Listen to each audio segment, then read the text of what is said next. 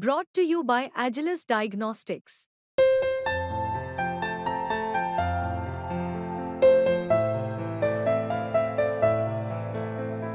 Agilus Diagnostics.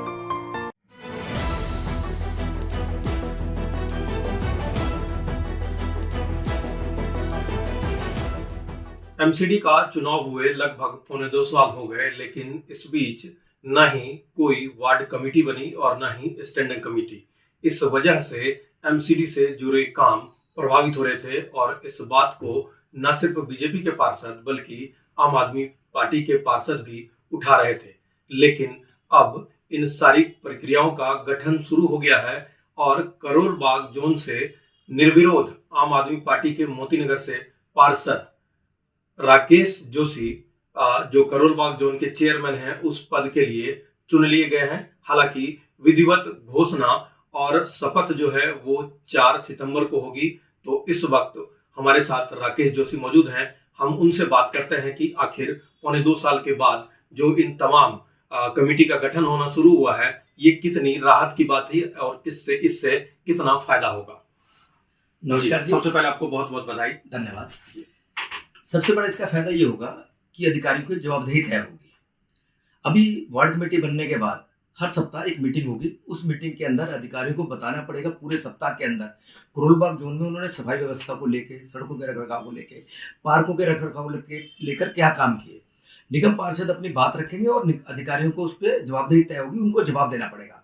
साथ ही zonal level पे हम बजट तैयार करके जो भी यहाँ परियोजनाएं हैं करोल बाग जोन की उनको पास करके भेजेंगे, तो उसमें बजट का भी प्रोविजन होगा। इस बीच जो है ये बात भी सामने आ रही कि पिछले दिनों देखा गया कि आम आदमी पार्टी के कुछ पार्षद जो है और अन्य नेता बीजेपी में शामिल हो गए। तो ऐसे में जो अलग अलग कमेटियां गठित हो रही हैं, जोन चेयरमैन गठित किए जा रहे हैं, वो उसके लिए कितना चुनौती होगी?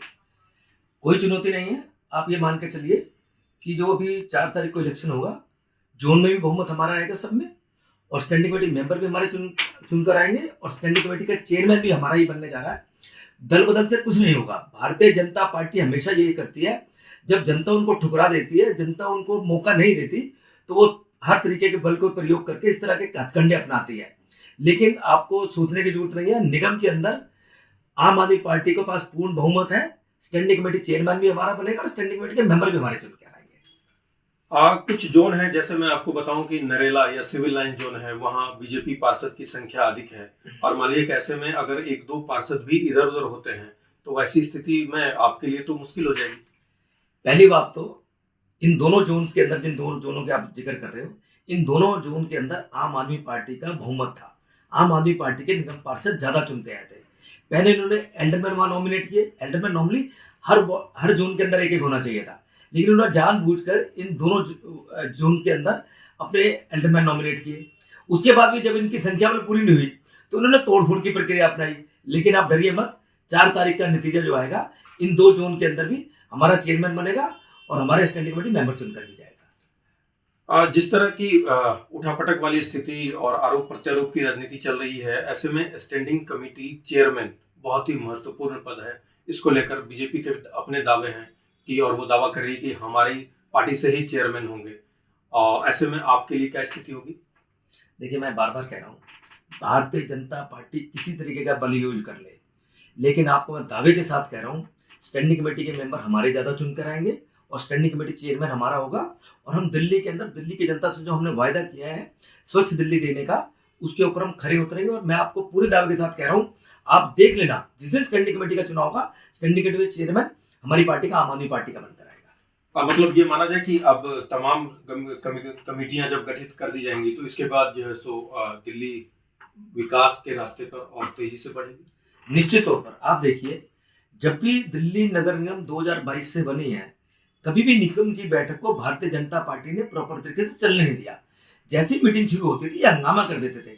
ये चाहते नहीं कि दिल्ली के हितों का ध्यान रखा जाए, दिल्ली के लोगों के काम किए जाए, इसलिए हाउस में हंगामा करते थे, जिसके कारण इतना समय लग गया कमेटियां बनने में।